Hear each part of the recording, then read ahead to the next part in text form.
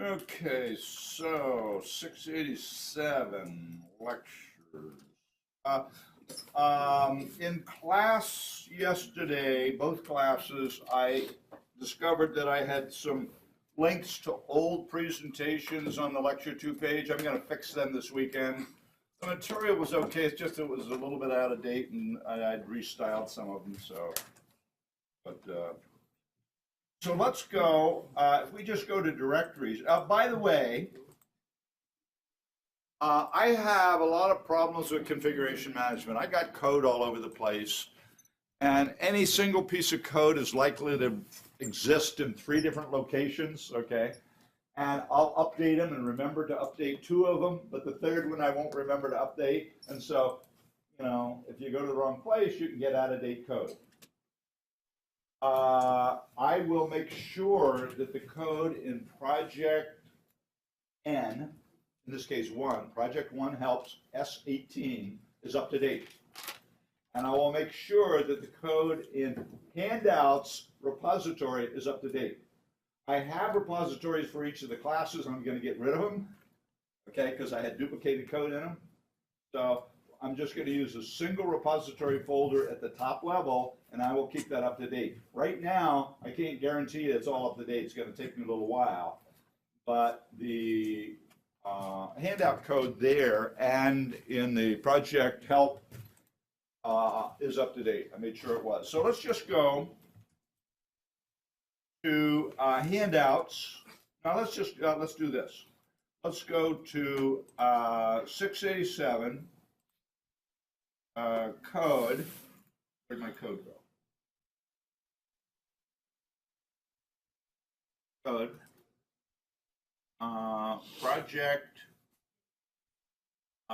Project 1 help spring 18. There's help folders from earlier semesters. Don't pick the wrong one. And here is CPP NoSQL prototype. And now I know how to do this in Google. Save link as. Will that save it on my desktop?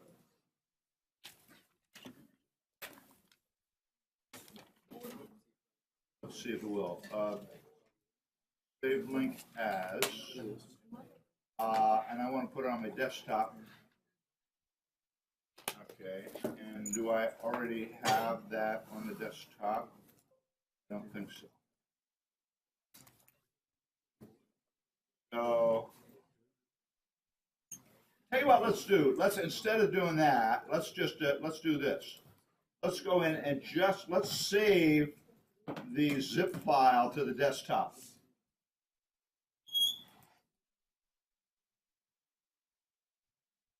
OSQL zip. Okay, so let's go down to the desktop and NoSQL zip. So, and did it actually copy that folder? Don't think it did. So let's now extract all. So here I'm extracting what was in that Project 3 help folder on the server for you, and let's run it.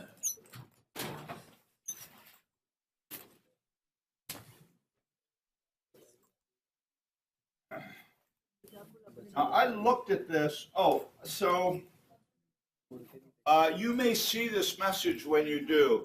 I have a later version of Visual Studio on my machine at home than this one, and it has a different version of the SDK. So here we'll just say Windows SDK version, platform toolset. Okay. So now, as far as I know, I looked when I read the Harika had come and seen me yesterday, and when I read the Piazza notes, I went and looked at everything, and the only thing I could find, the only problem I could find was in the test stub for date time. Everything else built just fine right out of the box. But in the test stub for date time, if you tried to build this as an executable, it would fail because I was compiling it. I had written it against an older version of the utilities, and I forgot to change the test stub. But the code worked fine. But I've fixed that now. So before we start, here's a build.txt. If you look at that, it tells you exactly how to build everything. Now, what's going on here is I built date time as a static library. Remember from our discussion yesterday, we said that in order to build a program, you got to compile every CPP file, in that program to make it work. And so that means if I don't use static libraries, that I got to put every single CPP into the project, and that tends to, if a project gets big, this one wasn't so big, but it tends to clutter it all up. You would see in DB Core, you'd see the CPPs for everything. So I've done two things to avoid that clutter. One is I'm building date time as a static library. And this tells you how to do that. Build instructions for DB Core prototype. Right-click on DB Core and select Set a Startup Project. Set date time to build as a static library, and here's how you do it. Date time, properties, general, project defaults, configuration type, and off at the end of the screen, you'll see that you'll set it as a static library. So the instructions are here, really explicit. I don't think I left anything out. I tried not to, okay. So, and then right-click on it and build. Now, DB Core, if you're going to use a static library, DB Core, whatever is going to compile against that, needs to have a reference for that library. So, see, this is a reference to the datetime library, and the way you do it is, let me build everything.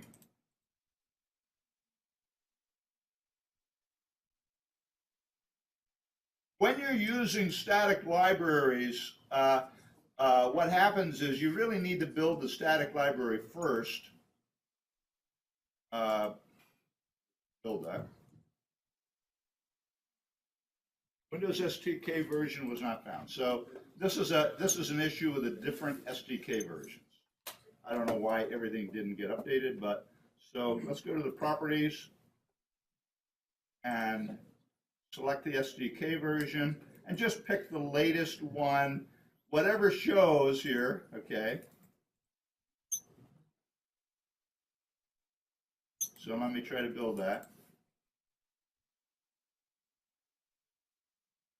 Windows SDK version 16 was not found, so that means this machine, so let me look at this again, properties, SDK version. I told you to build against 15. What's going on here?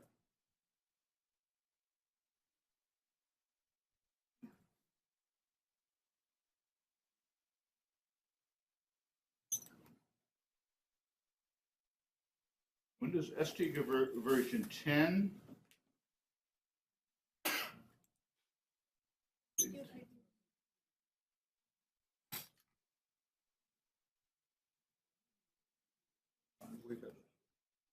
What's going on here? It is using test utilities. You have to change test utilities project.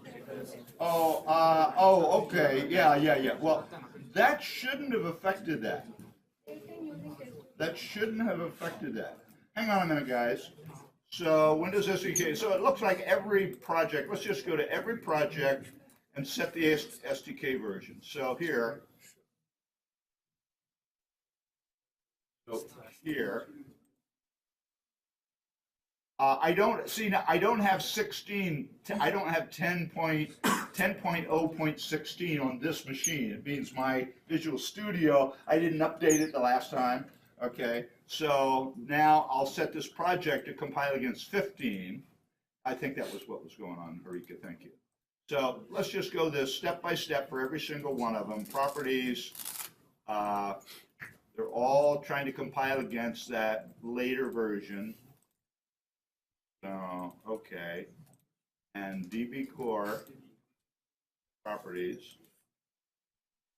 I don't know why that upgrade didn't do it to one. Okay. And daytime.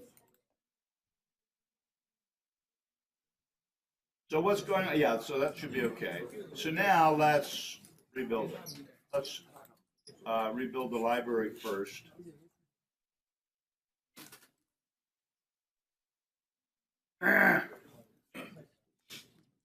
Utilities you haven't updated. I did update the utilities. I updated test utilities. Here it is. I updated test I didn't do it. I thought I did it. I just talked about it, I guess. Or I didn't click OK. That's what happened. I didn't click OK. Thank you, guys. You knew. Sorry about that. I forgot to click OK. String utilities, properties. This one's okay. That one's okay. DB Core, properties. This one's okay. And daytime, properties. This one's okay. All right, I just forgot to click OK. So what's happening, it's just the compiler version on this machine wasn't as up to date as the one that I use at home. And so, and you may well have to do that, depends on the version that you have. So now let's build it.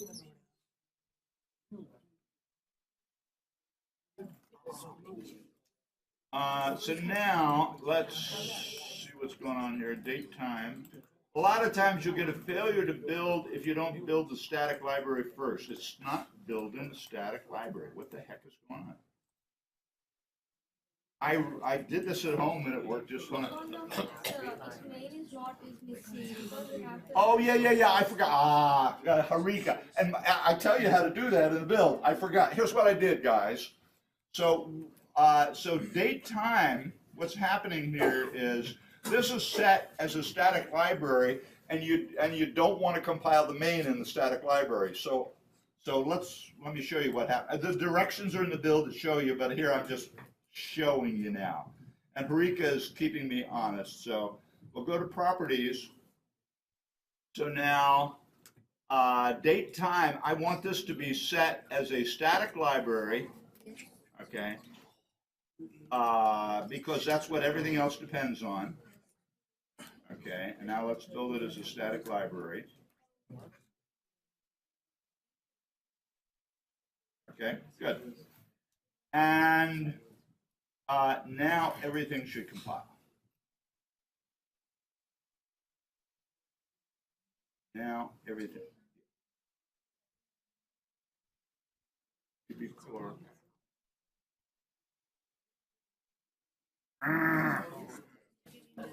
I just did this morning. I downloaded it from the site and it compiled beautifully. So hang on a minute. Let me figure out what's so DB Core. What did the arrow list say? Entry point. Test utilities. Yeah. Which non-SQL you download? There are two on the website. I downloaded right now. I downloaded it from 687 code. Yeah, but I found two there. One without no two. One with two. With a zip file? Yeah, there are two zip files. Oh, that's what happened. I didn't delete the old zip file. Yeah, one zip file worked well. Okay. Again, my configuration management problem. I re-zipped it, but I didn't get rid of the old zip file, so it left them both in there. Yeah. So I downloaded the zip file without the correction in I it. think. Yeah. So thank you for your. So let's just go. Let's just go and so. Let's not. I won't monkey around with it. Let's go get the. So you downloaded the latest version, right? The latest date. Okay. Let me go do that. So desktop. Let me kill this. Okay, so restart.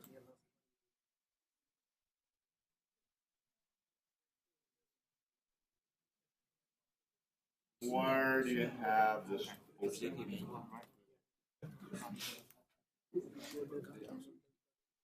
Okay. So now we're going to do a restart. So I only see one zip file here. Project 1 helps Spring 18, CPP no SQLDB, and there's only one zip file here. Do you see two? Up to higher level. Website, it's there. Go up to the next level. Quality survey. Oh, yeah, but this one should be okay because I copied this. Well, okay, I'll go up to the. I'll go to. I see two. So you downloaded it from the repository at the Yes. college level? Yeah, you can check it. Yeah, so they're supposed to be identical. I put the same thing on the college server I put here. But anyway, so let me go to the college server. Let me go to the college server. So, repository.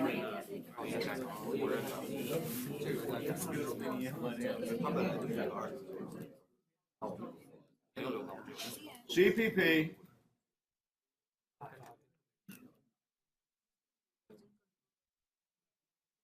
Not CPP parser.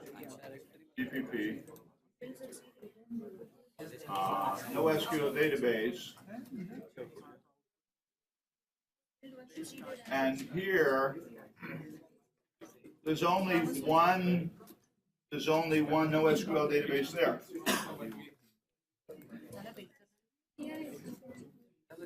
You are at, wait a minute. No, you weren't on a, see, you were what I said it was. Okay, hold on a minute, just hold on a minute. Let me get back to, don't go away, okay, don't go away. So let me go back to where I was. So, SU 687, code.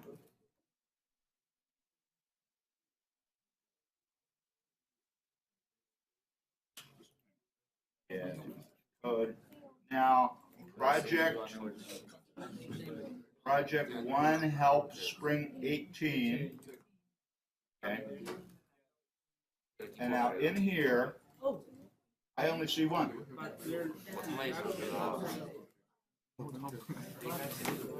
That's the latest one, isn't it? The one with the 2? One with the 2? Yeah, The one with the 2 is the latest date? Yeah, I think so, yeah. Yeah, that's 119. So for some reason, I don't see that. Let me pull up Google. I am not trusting Firefox. Let me pull up Google. So let me pull up Chrome.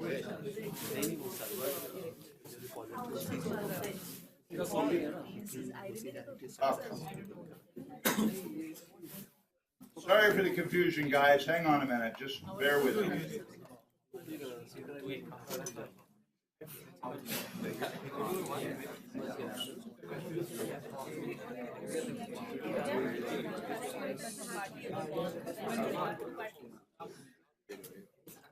Oh, you know what? I didn't have an internet connection, so I was getting the cache. The local. I was getting the cache, local cache. That's what happened. That's why. So, okay. So hang on, guys. Hang on, guys. Hang on, guys.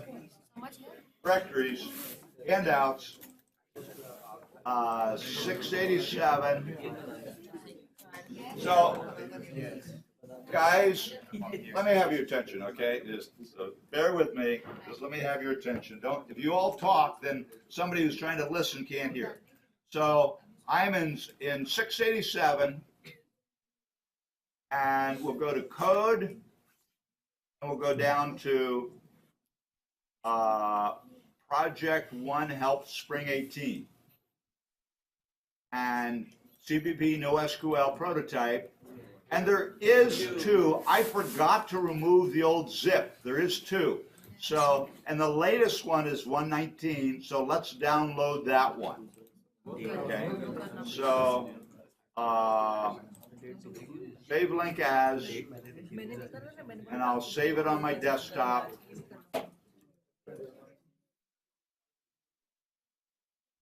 So what happened was, that was just my malfeasance with when I made a zip, I forgot to delete the old one, and so it made what it called a copy, and you gotta, so that gave you a choice of getting the old one or the new.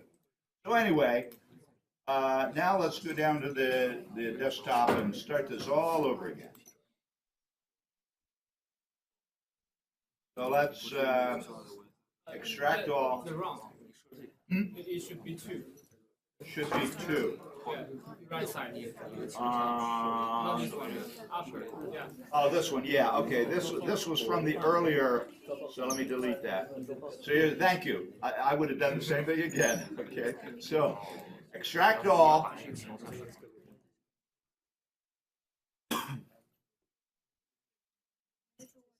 Okay, now let's run it. So, that's okay. It doesn't like that I downloaded it from the internet.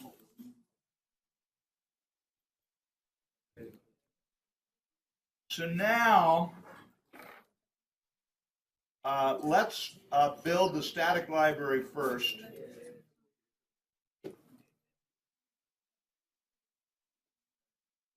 So now it built, let's build the whole solution. So I am getting so again, I got a Windows SDK version, so let me go down this one by one. DB Core properties, SDK version. I gotta pick the latest one I have on this machine. And string utilities, properties. Latest one I have on this machine. I don't think I clicked OK on the other one. Did I? Properties. Oh, I did. And string utility, properties. That's okay. And test utilities, properties.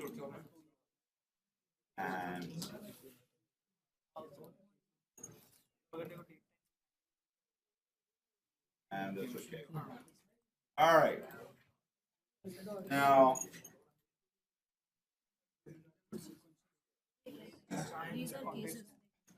built. Now let's build a solution. Finally.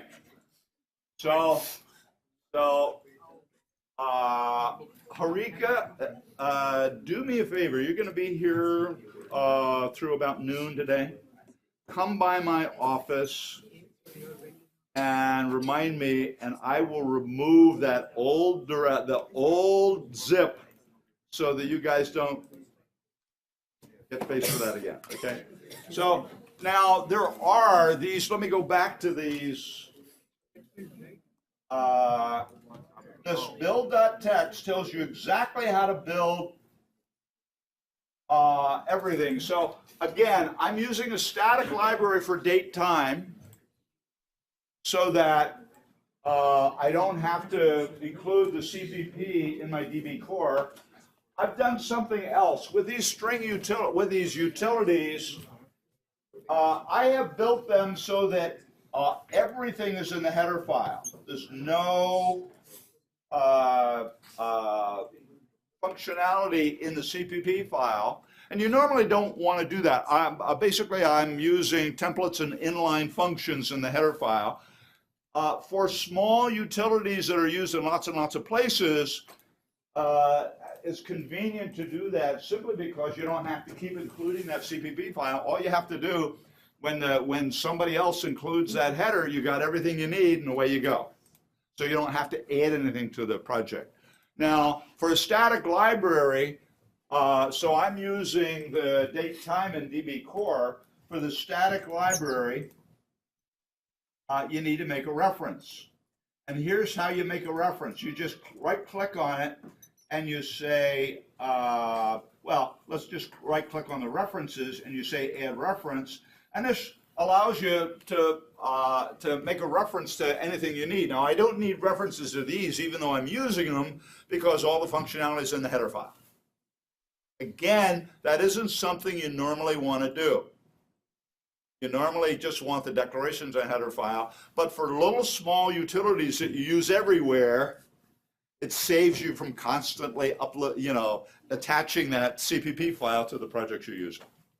So, so that's how you add a reference to that, and you shouldn't have to do that, But if for some reason what you downloaded didn't have that reference, then away you go.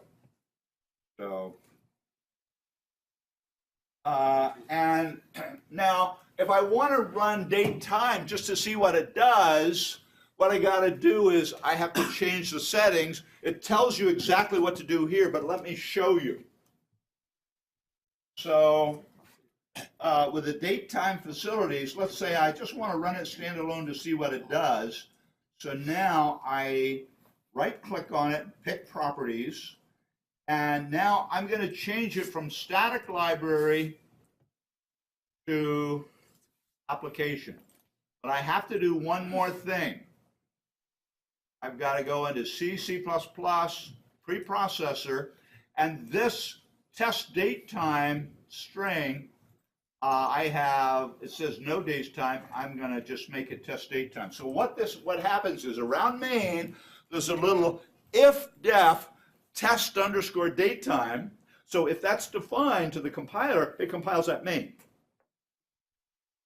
Now, what I do is, when I want to build a static library, I don't want to remove that string. Okay, I'll forget, So I just make it no, and that doesn't match. No test date time doesn't match test date time, and so it won't compile the main. But now when I want to come back, I just erase the no, and makes it easy, quick and easy to do. So now this will build as an executable. Okay. You haven't applied those things. I didn't hit apply. I'm forever doing that. So properties. Make sure they go back to the other rooms when you're done, so that the custodial staff doesn't have to. Did you guys? Oh, so hang on. So did you guys grab seats from another room? So there's a whole Don't do that again. Don't do that again, please. We are violating the fire regulations because there's just enough seats for the number. So do not grab seats from another room and bring them in here in order to, you'll come into the second wave. So when you, at 10:30, when we break, make sure the seats you took from someplace else go back where you got them, okay? One of the things that happens is if somebody has signed up for that conference room where you took the chairs, they have a meeting, they go in for the meeting, there's no chairs. Not fair to do that. Okay, so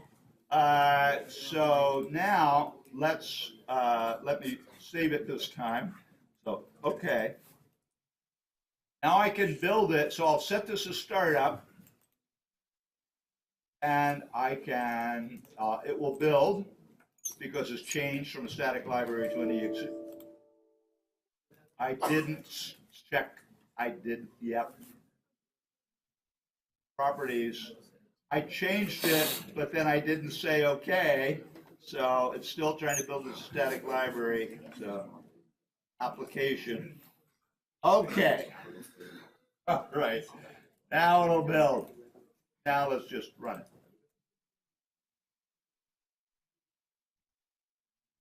And up it comes, and now test date time is running. It's a little test stub. We'll show you, so you can kind of get an idea of what's going on. So let's set this back the way it was. So properties, change application to static library. Change the preprocessor statements, which is under C, C++ preprocessor. Remember we talked about the preprocessor in class yesterday. Change that to no. Change that to no. And click OK. And now We'll build it. And now we'll set, again, DB Core as a startup. And we'll run it. And it runs. Now, you guys probably don't have this run button on your menu. Say, where'd that come from? You can just click debug and say start debugging, that thing, or start without debugging. So this is a start without debugging. Now, what I did was I just went to put that, I went to Tools, Customize, Commands. I want this on the main toolbar. Commands. I want, so on the menu bar, I want debug, and I want to add a debug command. And now,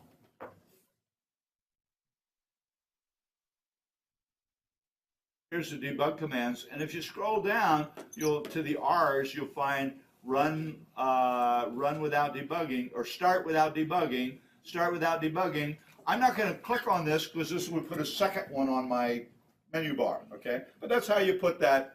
Just make it two more clicks, two fewer clicks to run it, okay? Or you can do Control F5. Is that what? This is a shortcut. I tend not to use the shortcuts, so I don't remember. But anyway, so now let's take a little bit of a look at the DB Core code, and then we will open up the requirements and look at the requirements. So here I have a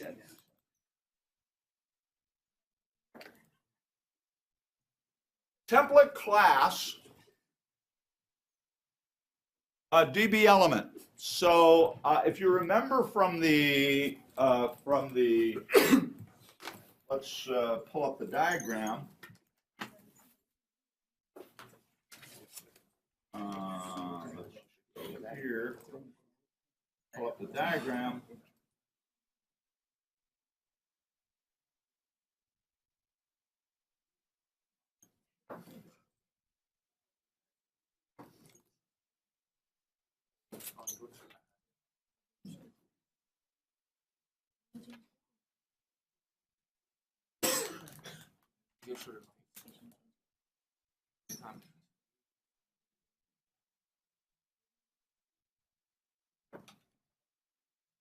So let's pull up the diagram.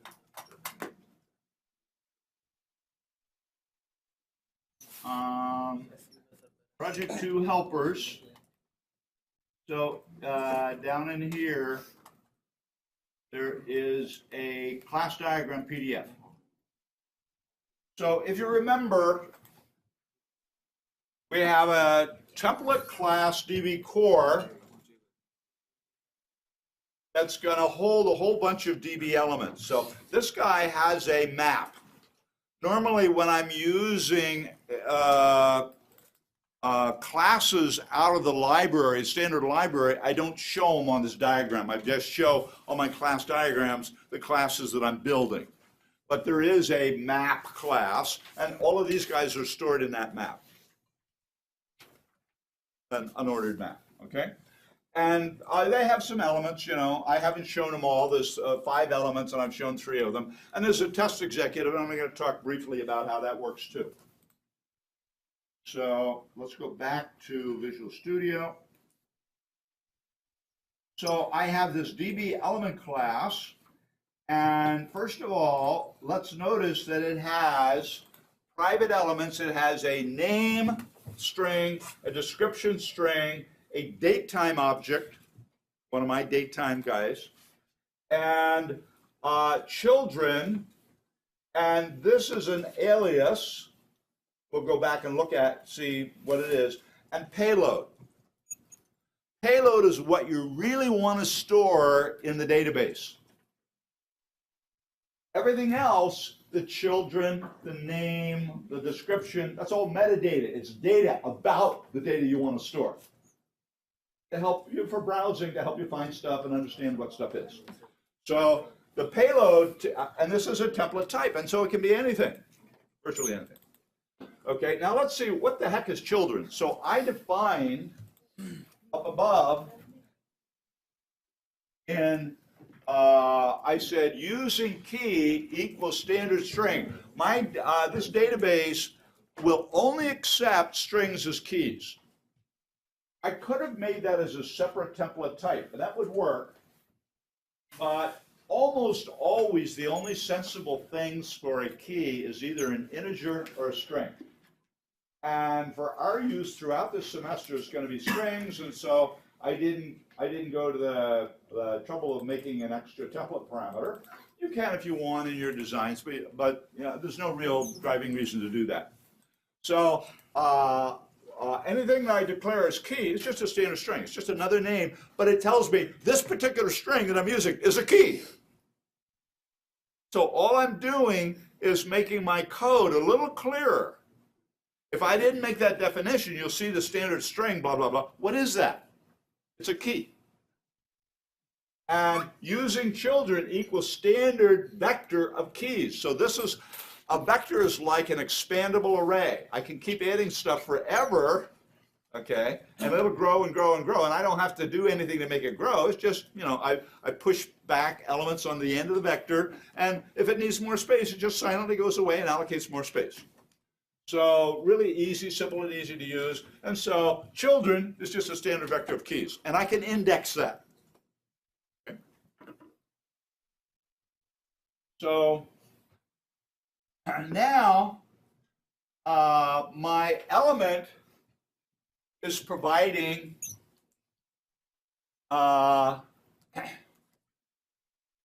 three functions for names.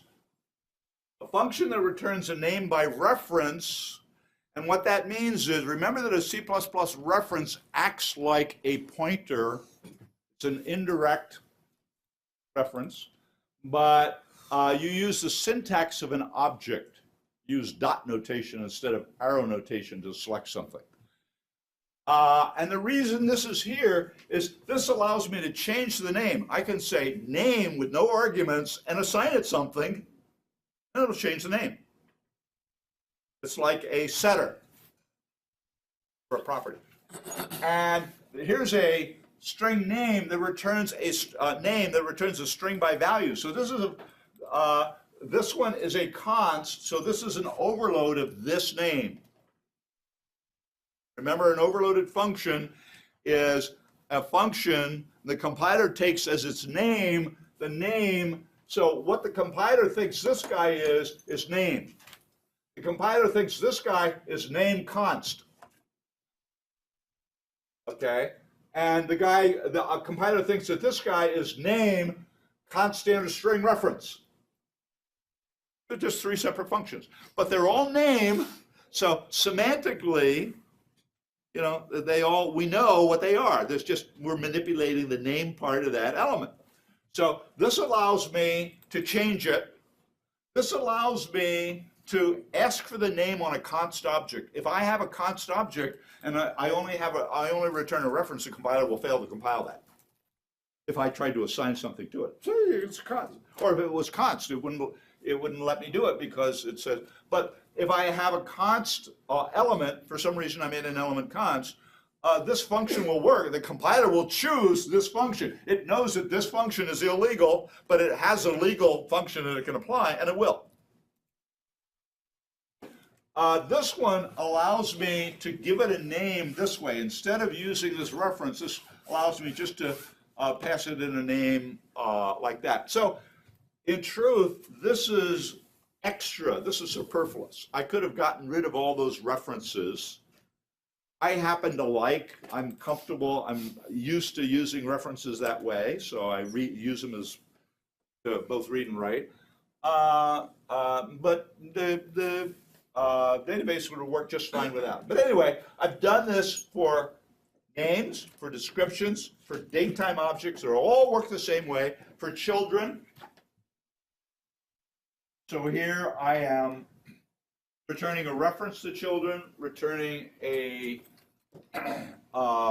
copy. This will return a copy of the children.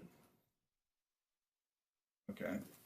And this allows me to set, just hand this element a whole new vector of children.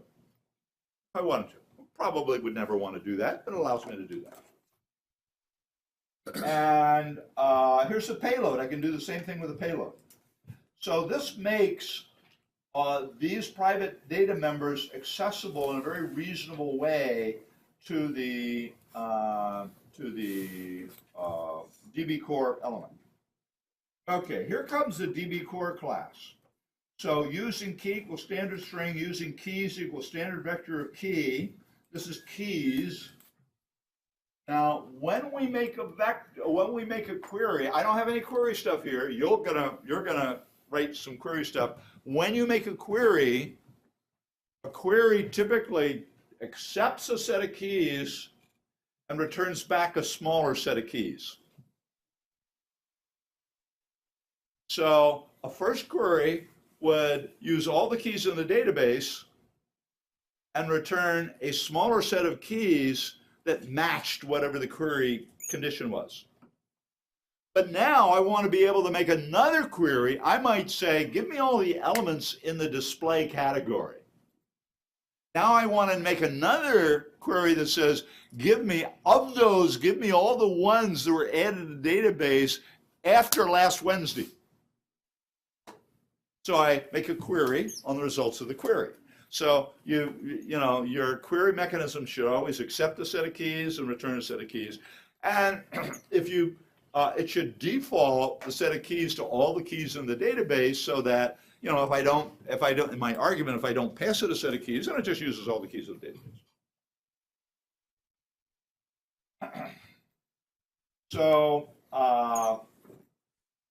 So using DB store, so DB store is my standard map, standard unordered map of key and DB element of T.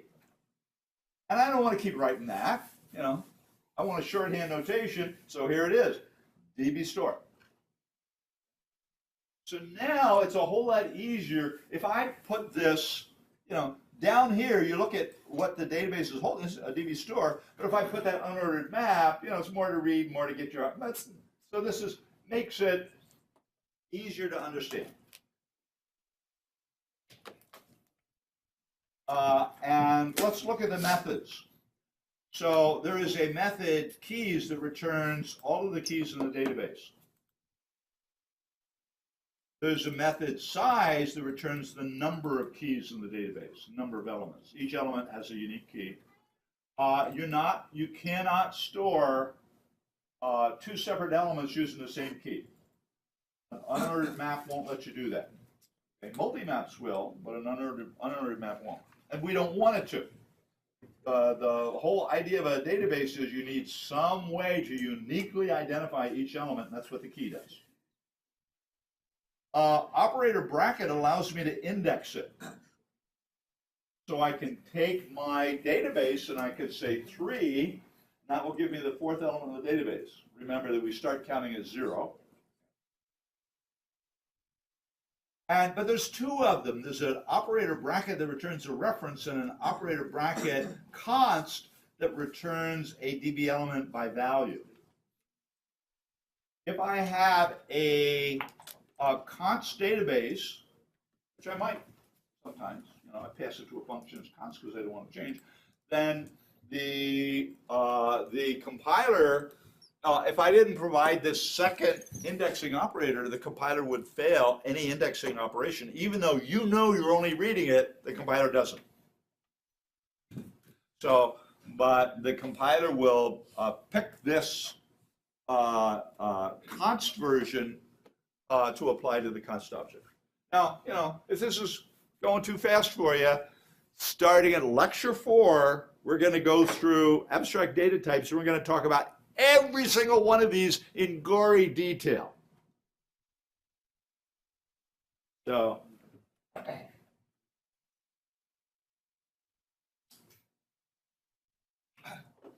type name iterator begin, type name iterator end. I won't explain too much about this. This is part of, this is part of a mechanism that the standard template library uses to allow me to iterate over containers.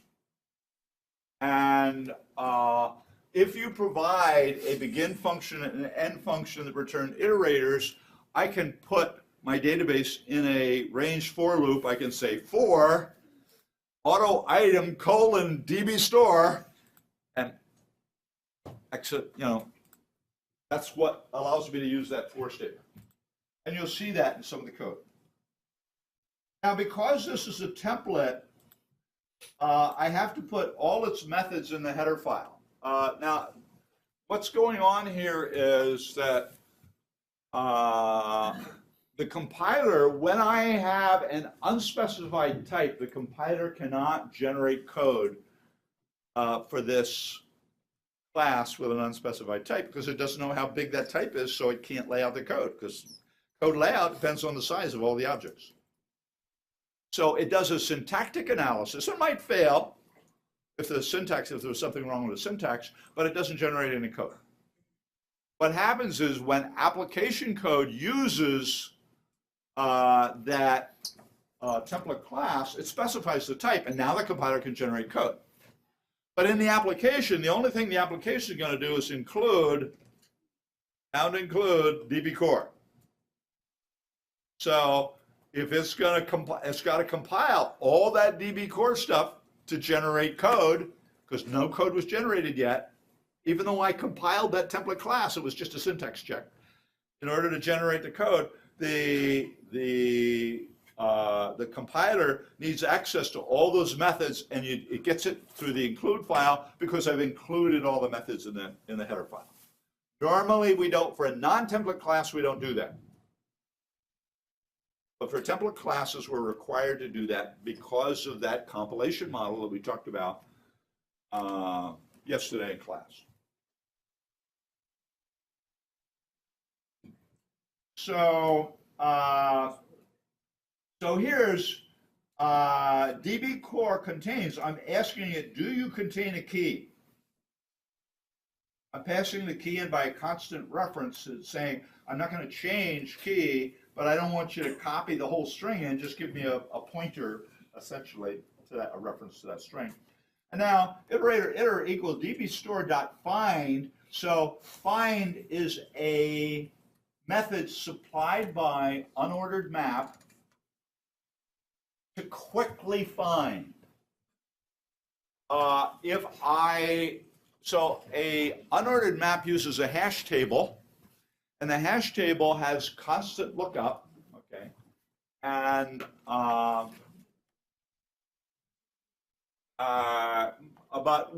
when I'm searching the whole, if I have a key, I get constant time lookup.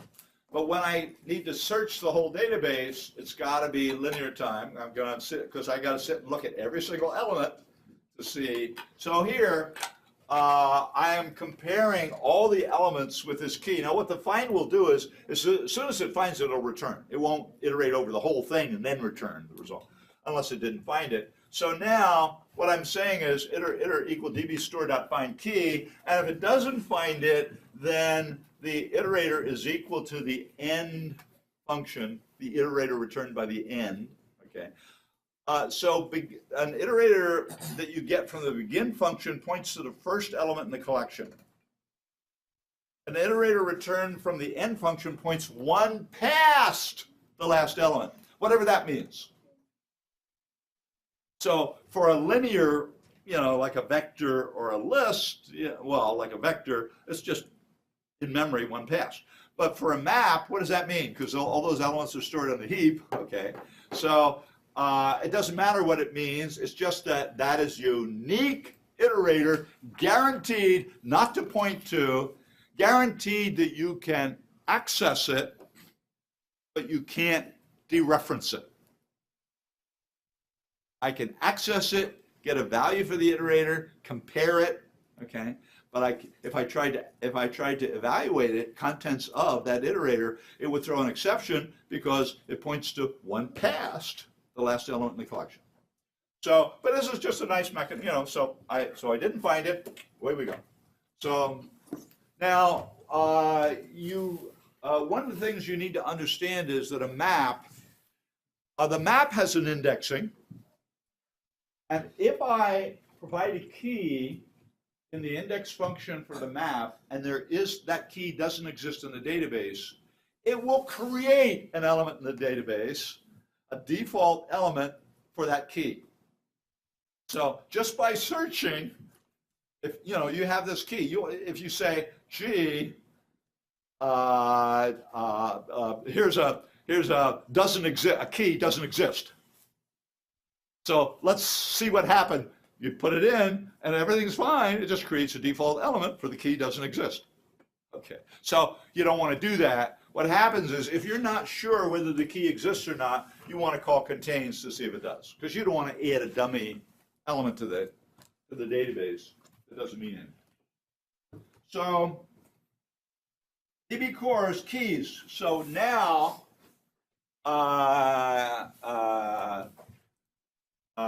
so here I'm defining, this is a key set. Remember, that was just a vector of strings. And I have to preface it by DB core : okay, because I'm telling it I want the key definition from your public area, okay? So DB core keys, DB keys, so now I have a set. I've declared a vector, and this vector now exists. It's an empty vector. As soon as this statement ends, it exists there in memory on my stack frame, on the stack frame for this function, but it has no contents yet. And then I'm accessing the DB store, so I say DB store reference DBS equals DB store. It's just giving me a reference to the database. Size T size equal DBS, the reference dot size, and then DB keys dot reserve size. Now what I'm doing here is if there are a lot of keys in the database, I have this vector that by default has, I don't know what it had, 5 elements or 10 elements. And so, as I'm pushing back keys into that vector, it would have to going away and allocate more space and allocate more space. So to avoid that, I can just say reserve that size, and it does one allocation for the right size. I'm guaranteed I won't reallocate. It's just a performance, time performance. It has nothing to do with correctness. I could remove the statement and it would still behave just like it did before, but a little slower. Because it would have to, for large key sets, it would have to allocate memory several times.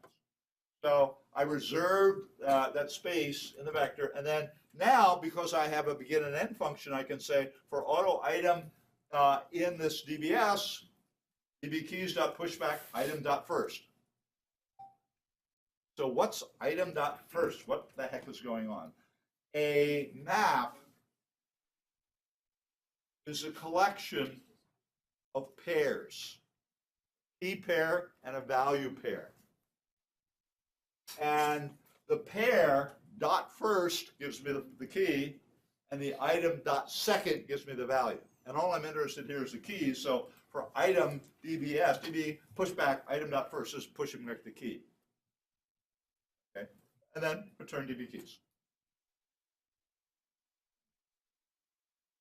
Notice that I'm returning this by value. So because I created this internally. And if I returned it by reference, as soon as I leave the function, that memory is invalid. So that reference would be to an invalid thing, and I'd probably throw an exception. But C++ 11 has added a very cool facility called move constructor. So what happens here is when I'm returning this, if the thing I'm returning, which in this case is a vector, has a move operator, what happens is the compiler recognizes this is just a temporary. So I'm not going to copy over all those elements out of the vector. I'm just going to take this guy's pointer to the vector down on the heap and swap. Just going to take this guy's pointer away and give it to the guy out here that he's returning to. The move operation. I'll talk about that in detail. If that's leaving you, what is he talking about? What's this crazy guy talking about? Lecture 4 begins that, and I will show you in gory detail what move constructors do and move assignments due. Okay? So if I'm puzzling you, you've heard the term now. So when we talk about it, your ears will stand up and you'll start listening really carefully. Okay. Okay. So I got to be careful because DB size. I'm just returning the size of the size that the map gives me. Operator bracket. So here, I'm indexing over it.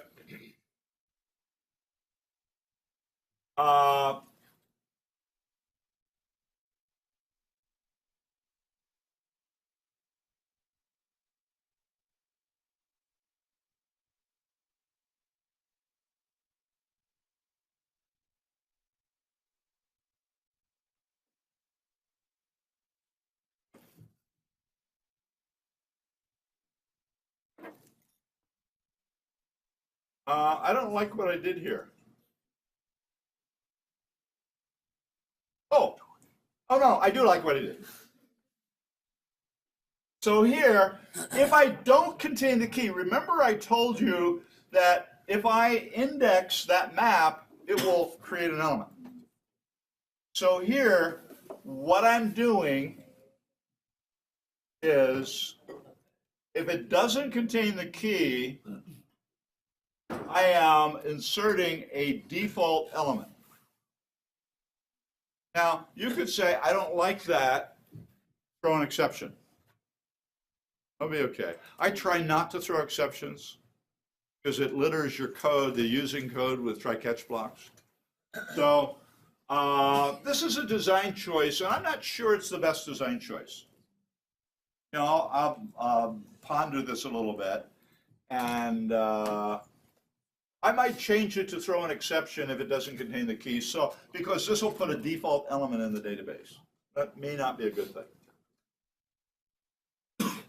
But if it does, it just returns DB store key.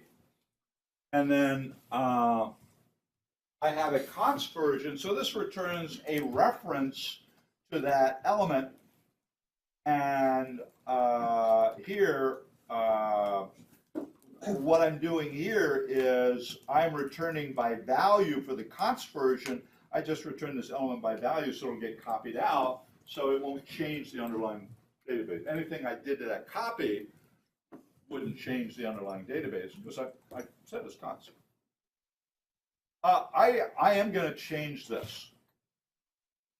So I will put a little note. What I do is, at the top of these things, I have a maintenance history. So this maintenance history says version 1.0, and this is just about the first release.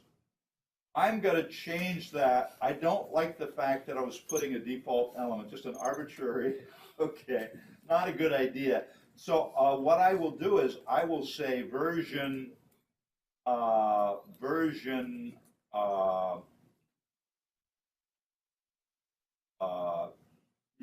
2 or 1.1 or whatever, and I'm going to change this. I may throw an exception, but I've got something I want to try that won't throw an exception. So, but anyway, doesn't need to bother you for now. It won't affect anything you're doing with this, but okay. So those are the indexing operators. I've got some display functions. And here in the display functions, I want to write flexible code. So my show keys, I've got several show functions. Show keys, I say show keys, DB core by reference DB, standard OStream out equals standard C out. So what I'm saying is accept any OStream, but if you don't supply an OStream argument, use standard out, C out. Okay? So now, what that means is that I can show the keys on the console, but also if I want to put them in a string, I just pass in a string stream. Or if I want to write them to a file, I just pass in a file stream, OStream, OF stream.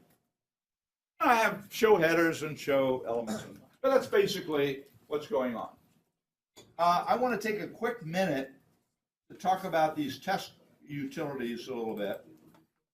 So I think I will wait till class on Tuesday to talk about the utilities. Because I want to talk about the requirements a little bit for Project 2, and I got to kick you all out at 10:30. That's 30 minutes from now, so that the second wave can come in. So let's. I'm going to stop this now, and let's pull up the requirements. So, and Harika, you're going to come by. Yeah, and remind me to get rid of that second zip file. Okay, so let's pull up the requirements. So let's go to project 1, and let's see what's going on here. So, can you guys in the back read that okay? No? Your eyes are better than mine. Just in case, let me make it a little bit bigger.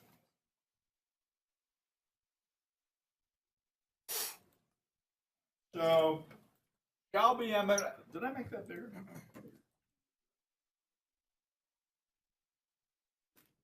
Shall be implemented in C++ using the facility of the standard C++ libraries of Visual Studio 2017. So, yeah, we certainly did that. And I demonstrated it. Remember that there's this test facility, this test utility that helps you demonstrate you met each requirement. And I started that process for you in this code, in this prototype. You want to look at that and understand it. I will talk about that in class on Tuesday.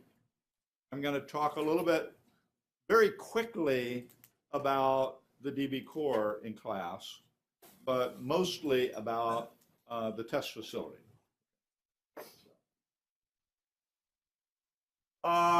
Shall implement a generic key value in-memory database where each value consists of metadata, a name string, a text description, a date time, a finite number, possibly 0, of child relationships with other values.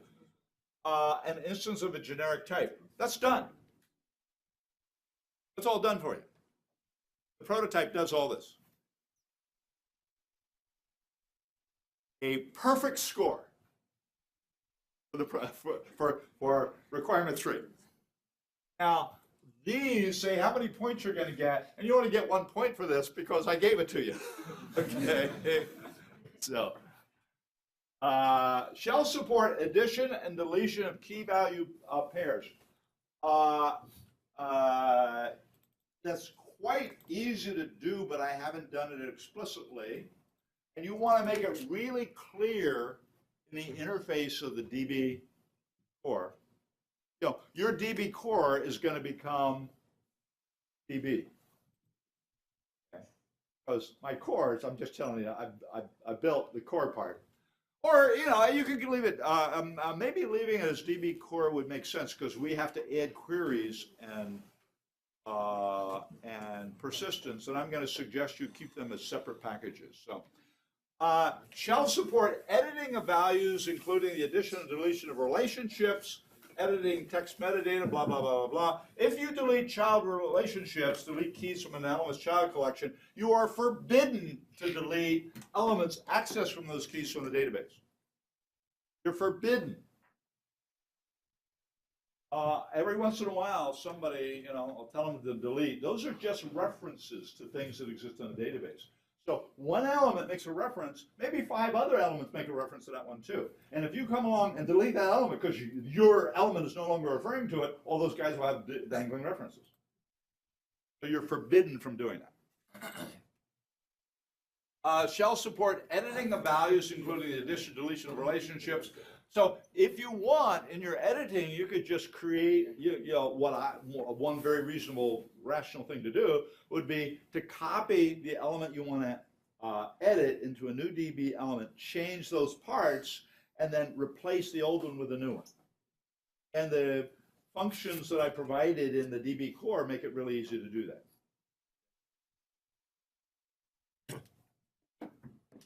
Shall support queries, so queries is interesting. Select, blah. So imagine, here's a scenario. You're required to have categories. I've said up here that you're required to have categories. And I didn't provide a categories collection in the metadata, and I don't think you should. I think the categories should be part of the data. Because some other application of the database won't have categories, so why burden it with all that stuff that is really suitable for this application? So I think your type that you're going to save should be perhaps a class or structure that holds a collection of categories and a string that represents the file in the, a path to the file in the database. You got a choice here. The key, my mental model is the key will be the file name. And so your data could just be the path to, but not including the file name, or it could be the fully qualified file name. Whatever you want to do, either one would work. So you pick whichever you think is easier to do. So now your data is a collection of categories, and it says this file belongs to these categories. It makes sense to have it as part of that one payload element. The whole idea of categories is, if this is used in a realistic situation, there's an enormous amount of data there. A repository, a real working repository, would probably hold 10,000 elements, 10,000 items. And so you don't want to search 10,000 items. So what you want to do is have categories. So here's the display category. Here's the here's the user interface category. Here's the check-in category, checkout, or whatever, So you have categories associated with it to make searches easy. So now your query might be, give me all the keys for the display, all the keys that have display, have the display category. So now I get all the files that are associated with the display facility. But now I want to make another query on top of that that says, of those files, give me all the ones created since last Wednesday.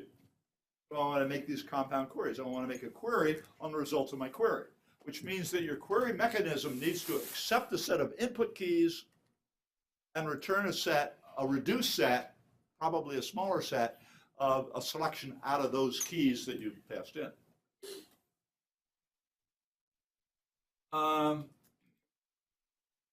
I think queries should be separate, a separate package, because this DB Core facility is useful in a lot of places, in places where you might not want a query facility, might not need a query facility, or might want a very different query facility.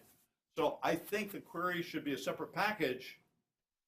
And what I think the query should do is just, when it's constructed, accept a reference to the database. Don't copy it in, accept a reference to the database, and then it just uses that reference to the database to implement all its queries. So the model is keys in, keys out. By default, it would take all the keys in the database. Persistence, I think, ought to be the same way. It ought to be a separate file. A lot of applications for a database, you never want to persist it. It's just I'm managing state in this program, and when the program goes away, the state's gone. I don't care, because next time I run it, I'll have to recreate it.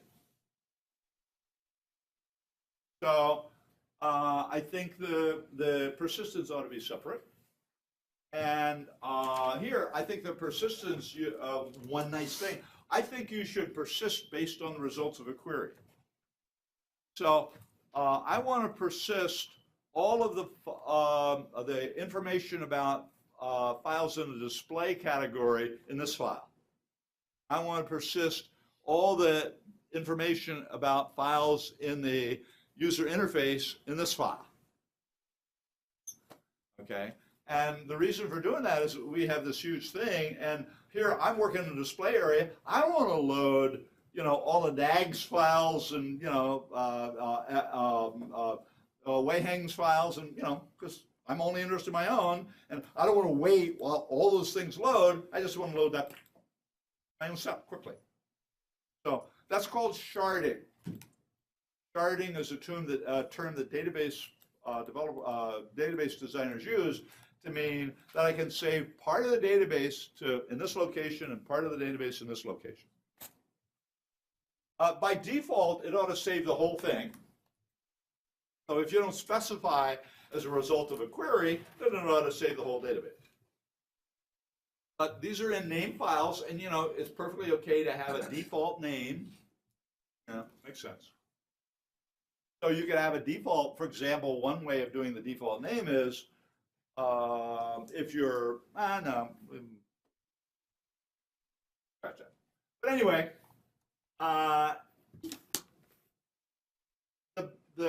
your major work on project one will be, I think the editing will be really simple. You need to support the queries, and you need to support the persistence. And of the queries, you need to be able to make queries based on a previous query. And also you want to be able to make unions, a query of unions. So when you make a query on a query, you're doing an and condition. The first query gives you one condition, and the second query gives you the next condition. So when you're done with the two queries, you're saying, give me all the keys whose elements satisfy the first condition and the second condition. But you also want to be able to make a query that says, give me all the keys that satisfy the first condition or the second condition. So now the query may be making a bigger set of keys than the original query. And I'll leave that up to you to, figure out how you're going to do that. That's your design.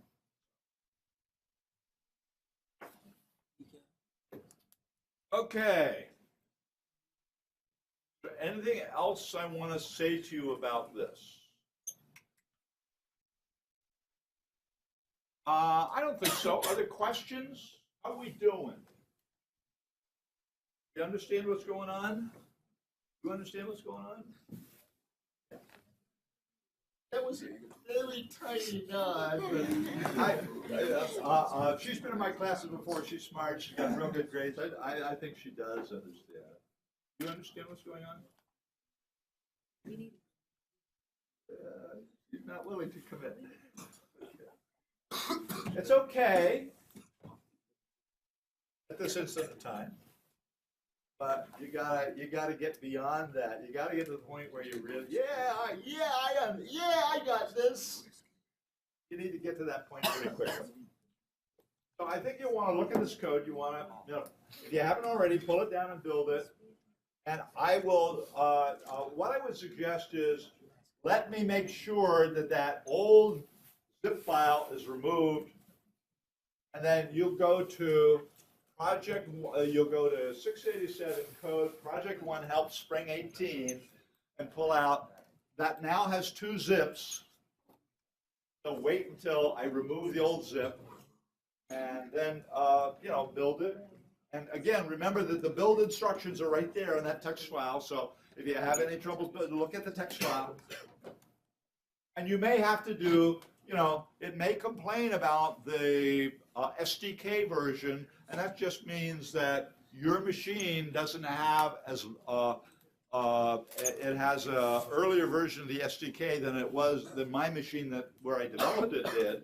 And all you got to do is reset the SDK. You click on it, where it lists the SDK, click on it, and it'll give you a list, and you just pick the latest version, SDK version, on the list, and that'll set it. But remember to click the OK button, which I kept forgetting to do up here. All right?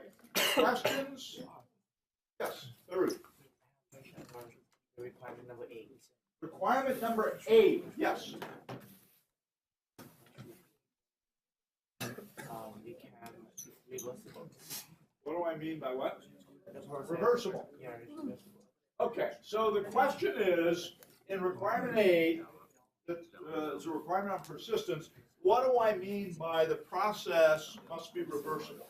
So what this says is that I must be able to shard, some queries keys into an XML file, but then I must be able to go and read that XML file. So, for example, if I sharded it and then I deleted a few of those keys, I should be able to go back to that XML file and restore those keys. So what this reversibility has to do is it parses through the XML, and when it finds a key, if that key doesn't exist in the database, it pushes it in. Or maybe, even if the key did, it just indexes it, and so it's changing, it's changing the value. So if I index on a key, it's going to change the, if the key doesn't exist, it'll add the key and then it'll add the value. If the key does exist, it won't add a new key, but it'll change the value to my value. So that would be an update. So what I would suggest is, I didn't make a requirement to it, but it would make sense here to have an option that if the key exists, it modifies the element or it doesn't modify the element.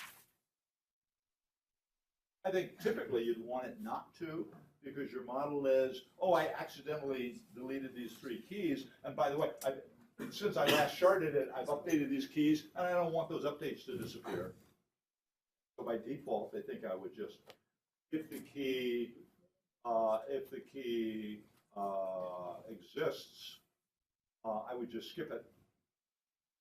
If it didn't exist, I would add it. But if the option was selected to force change, then you do. Is that clear? Any other questions? Basically, it is writing it to where to read from. Yeah, exactly. And there is an XML document facility in the class account in the repository. And Harika, when you come by my office this morning, remind me, and I'll put the XML document class in the Project One Spring PT help. Yeah. Guys, could you hold it down? If you want to be permanent,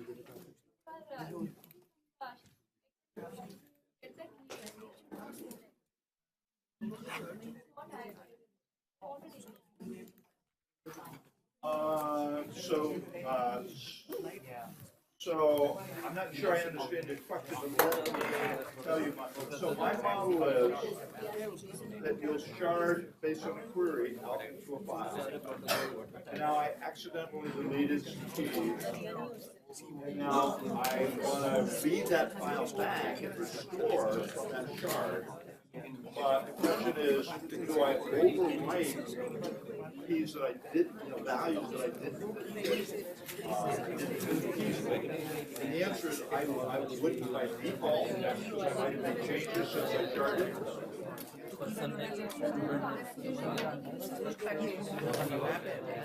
Guys, can we hold it down a little bit? I can't hear the question. I have old ears. Yeah, kind of like that. Yeah. We'll discover by the time we're done with this project that our database can have indexes,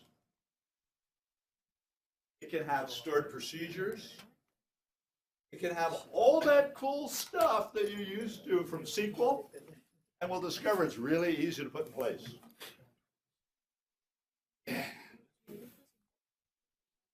Yes, question. Where is the data?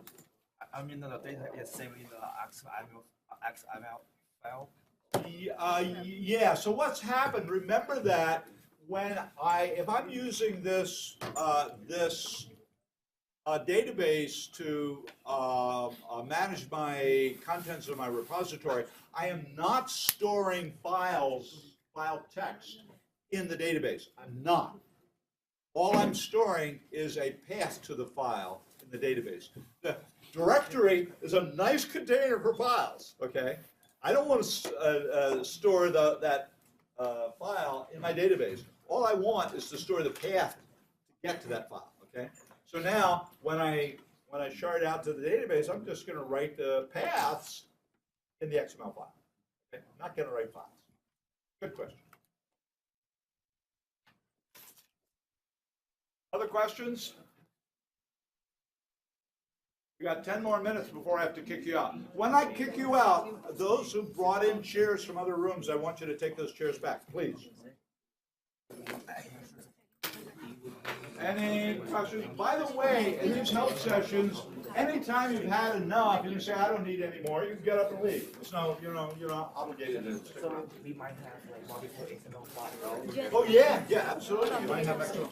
And so, you want to have one place you store those XML files so that you can find them all. And I'm not going to give you all that tonight.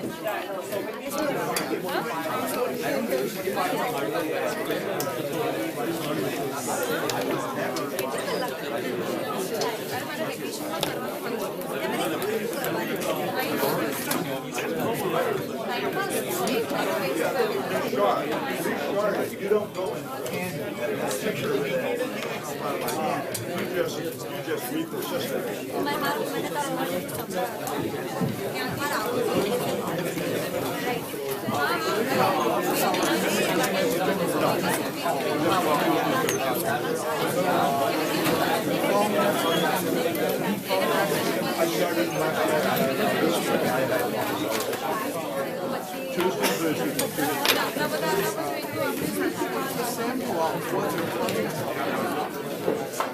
Sure.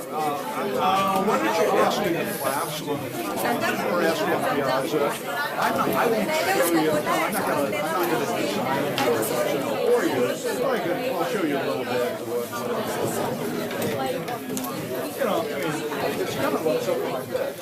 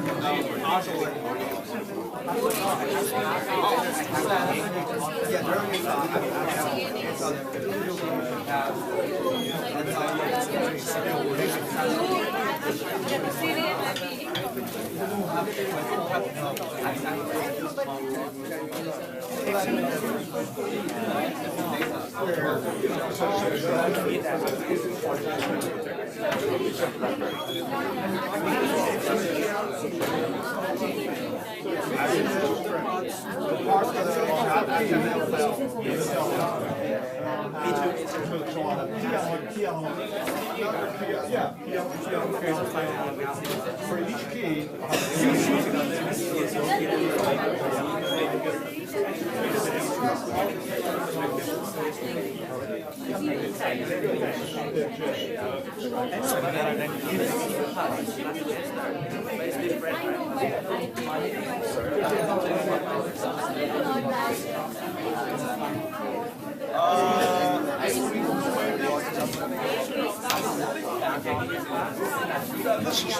this is like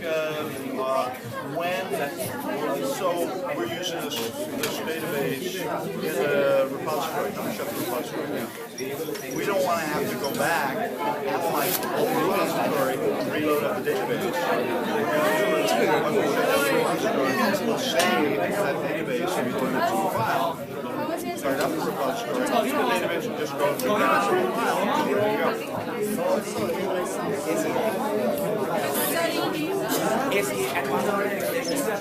It would store, basically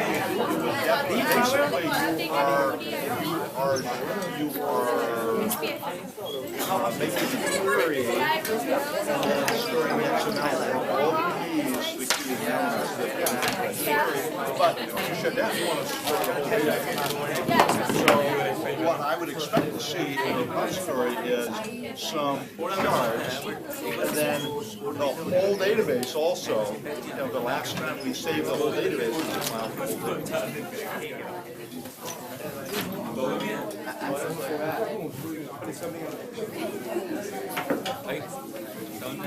Why don't you do the following?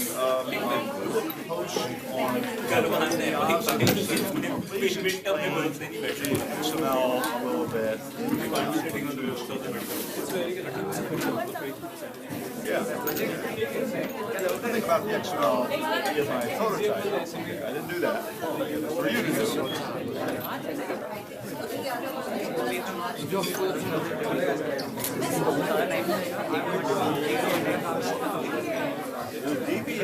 So a database is a key value store, and the DB element is the value. But it's the DB element holds metadata, the stuff we really want to store. So the stuff we really want to store is not the DB element, it's the T part of the DB element.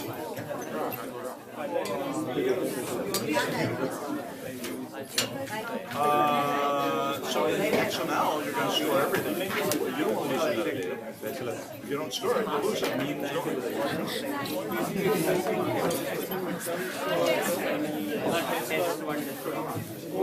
Yeah, this is not a table database. Understand? It's a hierarchical. Yeah, that's what the child. The only relationships are the child relationships, which are dependency. Will be used as dependency relationships. We don't do normalization. No SQL. There's no normalization. There's no complicated table structure. None of that. What there is are elements and child relationships. Child will access different relationship with XML. No, an element has child keys and say these this element depends on these elements. Whatever depends means for the repository, it means that this file depends for compilation depends on these other files. I can't now. We're going to start. No, asking class. I'll talk about it a little bit in class. That's too big for Piazza. Okay. You can talk to Amara a little bit, but I would suggest that you do two things. You ask in class, and then anything that hasn't been clarified for that, you come to my office hour on Tuesday, and I'll go through it in very detail. Okay. But I think you'll hear enough in class. That kind of, Piazza is great for short little questions, but for big long questions, it just doesn't work. I have to remind you that the version problem, it should be solved with installer. I can modify the student with the lower version of SDK. I can install it. Why don't you, are you going to come by and help me with YouTube stuff? So Nag is going to do that also. Nag was going to help me with the YouTube stuff. You said you had volunteered to do that. Yeah, I can. Why don't you come by at 11:30, and we'll do two things. You'll show me how to upload a video to set it, and I want to define a channel. Actually, I haven't done that before. Oh, okay. Yeah. Well, then Nag will show me. But just come by. If you want to hear it, you can listen as Nag helps us both. Yeah. But then also remind me and show me how in Visual Studio. Okay, If yeah, there's a of quick project setting, you know. Yeah, that's that's really quick. Yeah, so you don't have to do it on each individual. Yes. Yeah. Good idea. Thanks.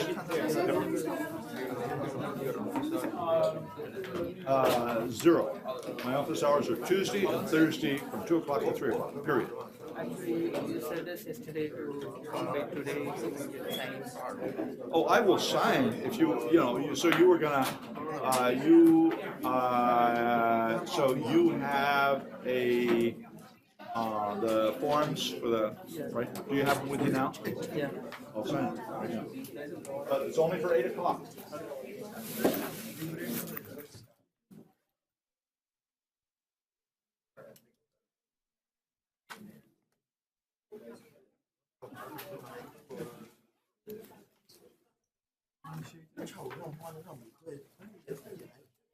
What did I do with my pen? Here's my pen.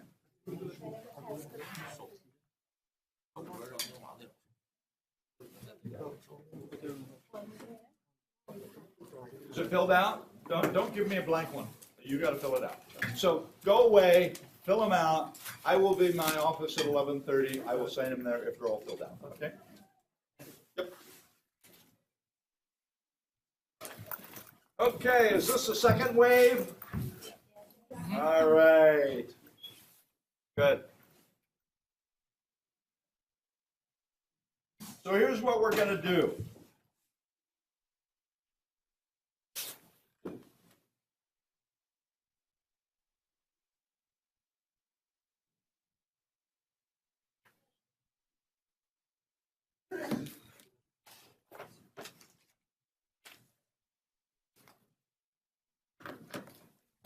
So I am going to download from the college server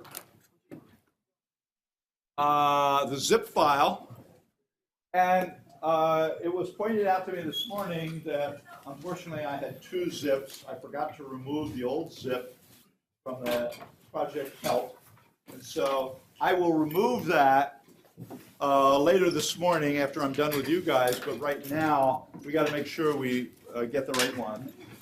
So our agenda, what we'll do is I will download onto my desktop on my machine the prototype, and we'll build it and run it and look at it a little bit. And then we'll pull up the requirements and we'll talk about what you have to do.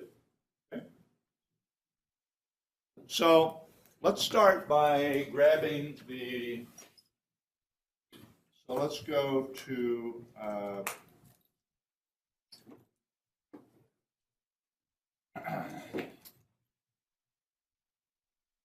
go to directories, 687.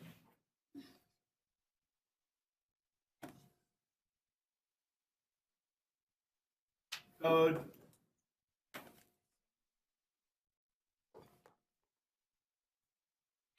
Project 1, help spring 18. CPP NoSQL DB prototype.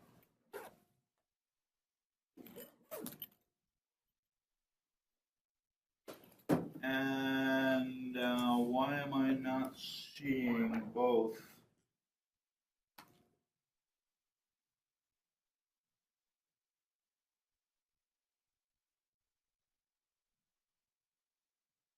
Did I not put 37 code, Project 1 help spring 16.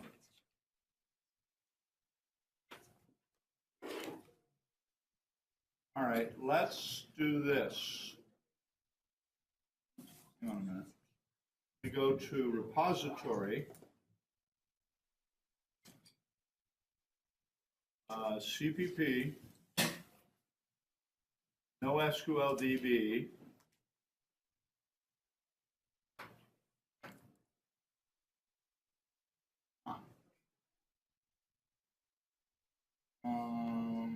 this might be a Firefox problem. I'm not seeing both. Handouts, Project 1, Spring Help, CPP, NoSQL DB. Yeah, so Firefox wasn't showing me the new one because there's a space here. So Firefox didn't show it to me. So I'm pulling this up in Google. Okay. There should be only one. So I just forgot to remove that old zip. When I created the new one, it made this NoSQL DB too. So that one's what we're going to pull down. And I will delete the old one, and I'll change the name of the new one so that, but let's download this. Save link as, and I'm going to put this on my desktop. Okay, save. So now that zip file should be on my desktop. And here it is. So let's extract all.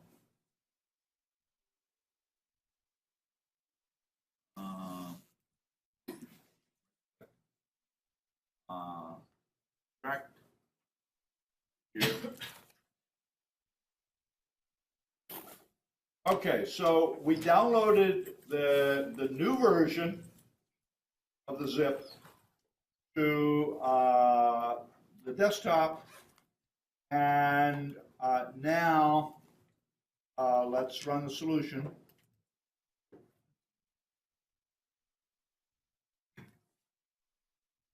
Now, because I'm running a downloaded one, it's nattering at me about security stuff.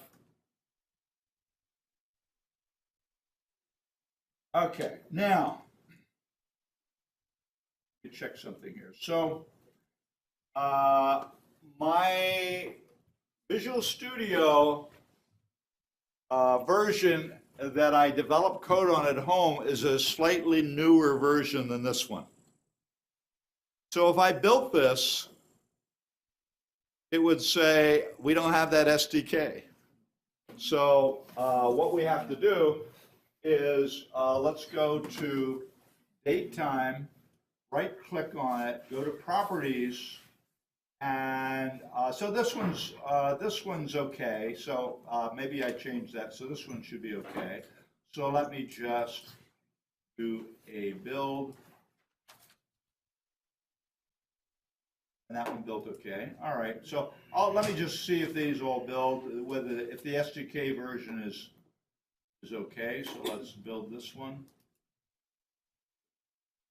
So the SDK version wasn't. So let me go to DB Core Properties and change the SDK version to. Now, what happens when I click? So I'm at the Properties and Windows SDK, I just clicked on it, and now it's giving me a list, and you want to pick the most recent one. So this is the one that my project links to, but I don't have it here. I don't have it on this machine. So you want to pick the latest one on the machine.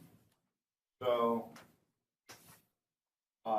if you keep your Visual Studio up to date, you won't have that. And now I got to click OK on it, and now this should build.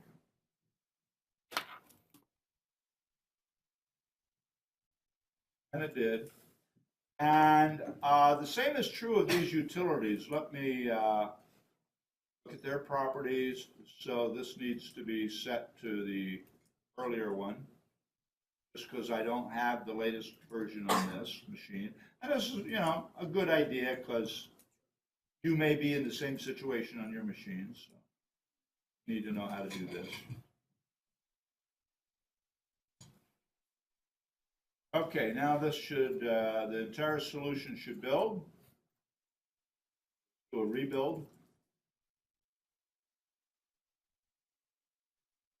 That did.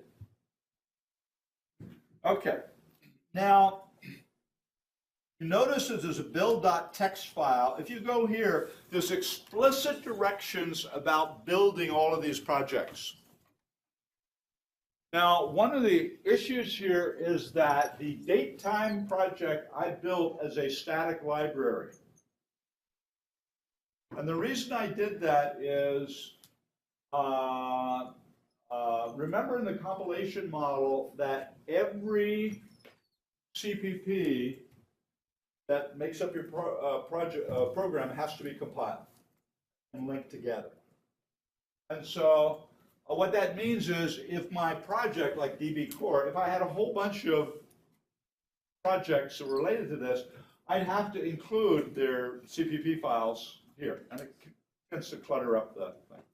So instead, I built this as a static library, and now I simply have to make a reference to that static library here. And so I just have to DB Core references. You can see that it has a reference to the DateTime. Let me remove that reference just to show you how you add it. I go to DB Core, or I could just go to the references. I can say add reference, and now I want to pick the DateTime because that's my static library. And what's really happening when I make that reference is it's going into the folder where that static library exists and is copying it into the bin debug folder for this project. Okay. That's how it does its thing. Okay, so now let's set DB Core as a startup. We'll run it. And away it goes. Okay? Just like we talked about in class. And we're going to look at this code a little bit, but for now, I want to do one other thing. Suppose that I want to look at date time and see its output, just so I can convince myself I know how it works. So I can't run it as a static library. I got to change that to a executable. So let's do that. I go to properties and I'll set, instead of static library in the configuration type, I will set it as an exe. Now I have to do one more thing. I've got to go to C, C++, preprocessor. Now, the main of date time is wrapped with that if-def test underscore date time. And that when I build it as a static library, I'm building that project. If I had this test underscore date time defined, it would build that in the static library. And now when I compile against the static library, the linker would say, hey, you got two means. So I put no in front of test underscore, and it won't build it for the static library. But here, because I want to build it and run it, I will get rid of that no. Let's just change no. And now I click OK. And now I can build date time. Let's just set this as the startup. And I can build it.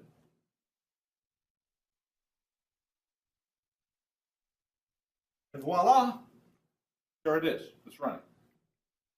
But now my DB core won't compile, okay, because it doesn't have that static library. So let's put this back. Just, so here we come back to date time and properties. And the preprocessor, we want to make this no.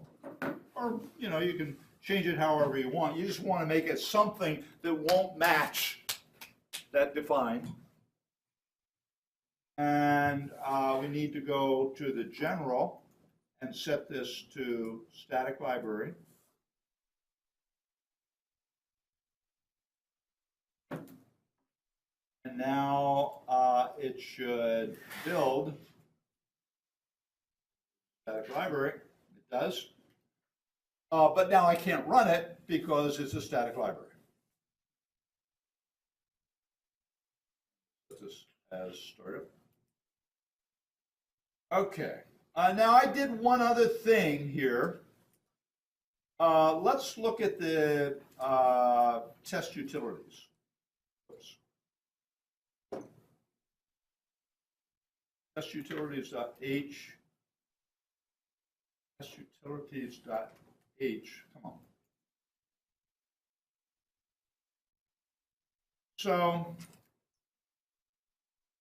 the test utility is a small, simple little application. And notice the CP, I designed this so the CPP file for these utilities don't have any content that you're going to use. This is just test content. So what that means is, now I don't have to include those CPP files. All I got to do, when I link #include that header, I get everything I need. It builds it all, okay? So it makes it easy to use these without, moving a whole bunch of CPP files around. Okay? So normally you don't want to do that. Normally it's not a great idea to put all of the executable stuff in the header file. For templates we have to, but for non-template files we don't. And it's a good idea to keep just the declarations of the header, implementation of the CPP file, and for all the major packages in a solution, that's the way we build it. But for simple little utilities we're going to use all over the place, as long as there's not much, put it all in the header file, and all we got to do now is include the header file. We don't have to worry about CPP files. Little design idiom that I use. Okay, we'll talk about the code. Just give me a second here. Talk about the code just a minute.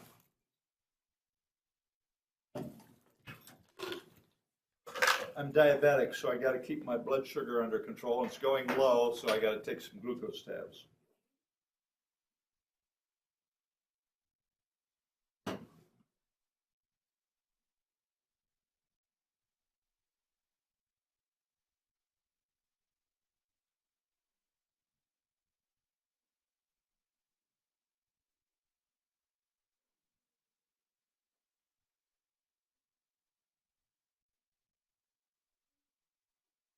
DB Core and the elements it uses are template classes.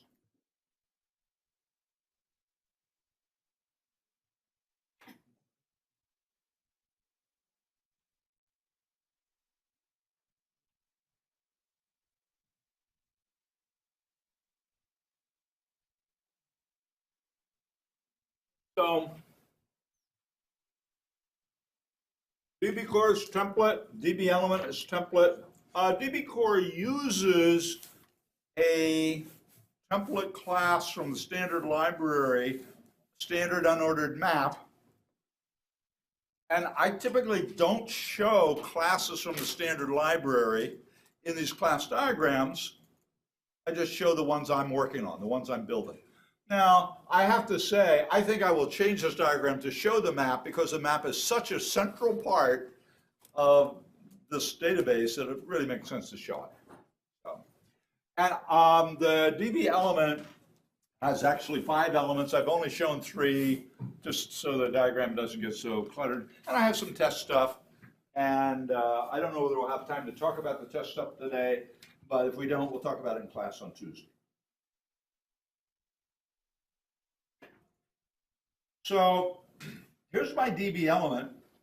And first of all, notice down here in the private area, I have a name string, a description string, a date-time object, one of my date-time objects, and children. What the heck is children? It's a type. This is a type alias. And a payload type T. The payload is the data we want to store in the database. All this stuff is metadata, data about the data. So the metadata helps us when we're browsing around the database to understand what is this element, what is this element, what is this element. Oh, okay. So the description tells you, you're looking, oh, okay, I'm looking at. Now, this database is not going to, when we use this database in the repository holds files. We're not going to store files in the database.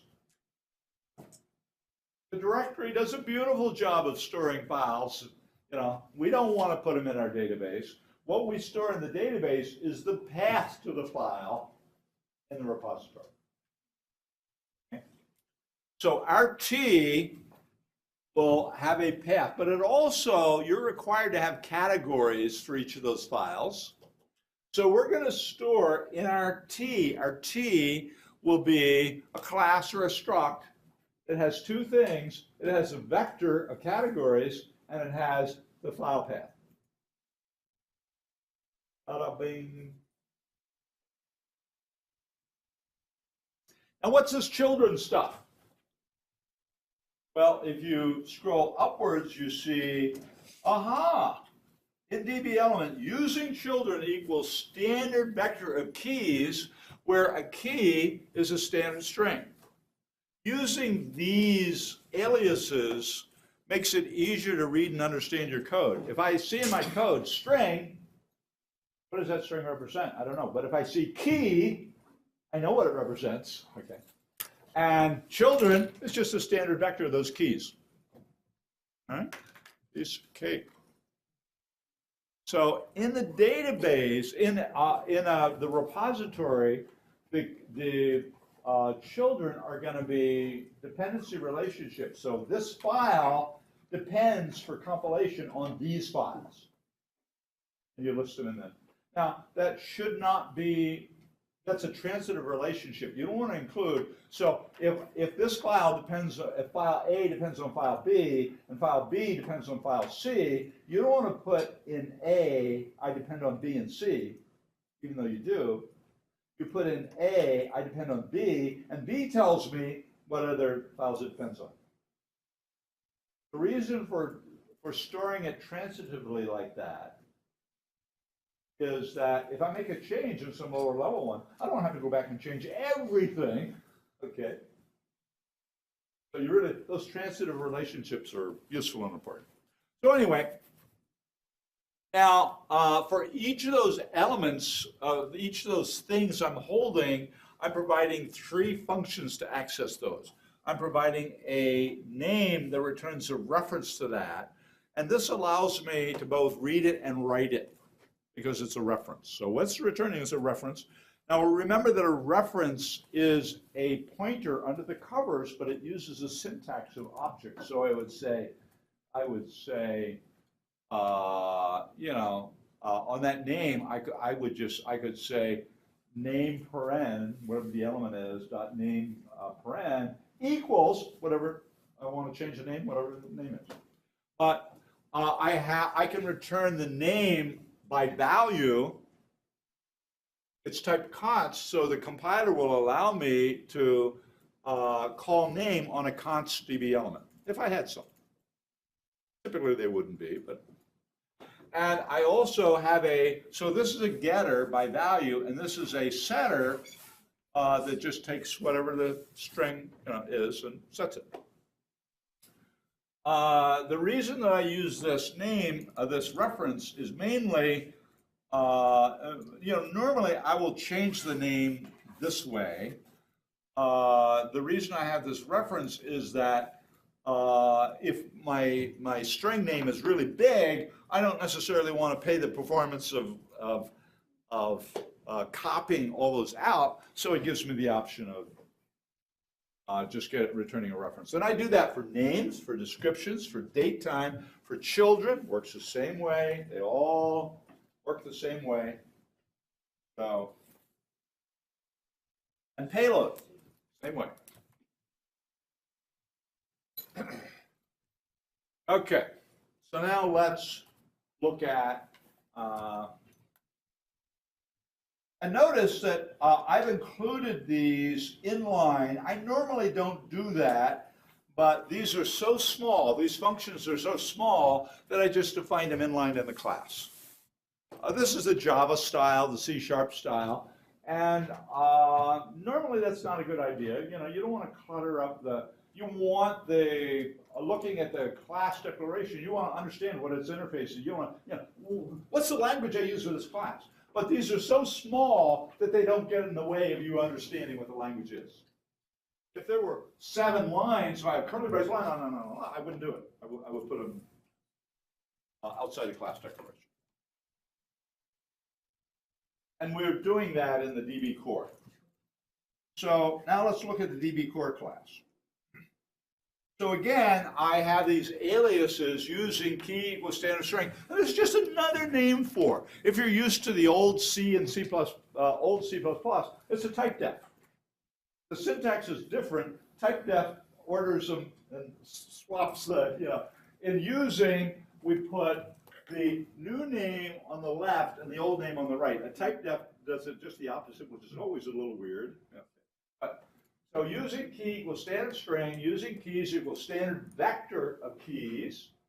So this is a key collection in my database. And using children is a collection of keys.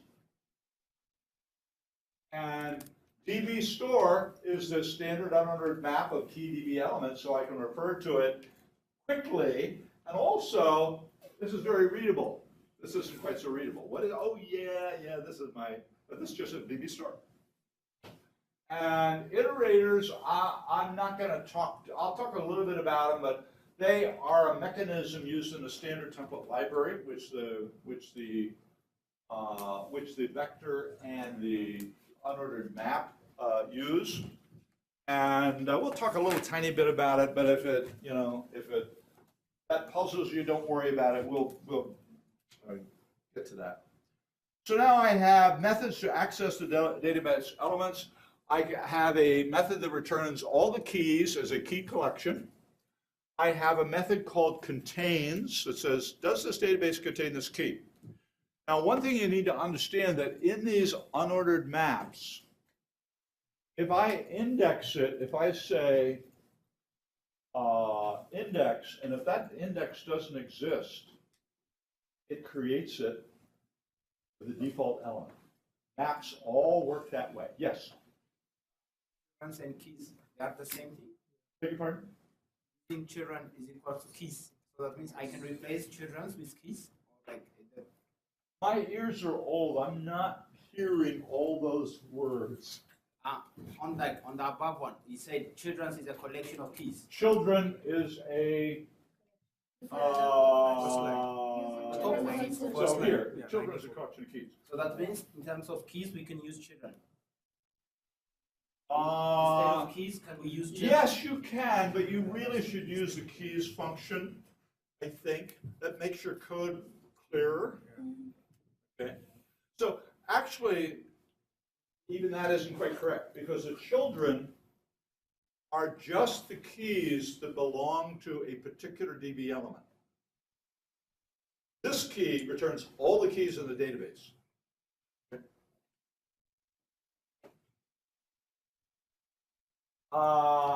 And so contains tells you whether the database contains a key. You got to be careful with these associated stores. They all do that. If you give it a key that it doesn't have, it adds it and then puts whatever it wants to in the element, okay, the default element.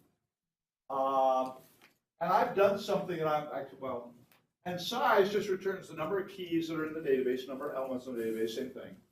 I have indexing operators, so I can come to my DB core and say DB core of 2.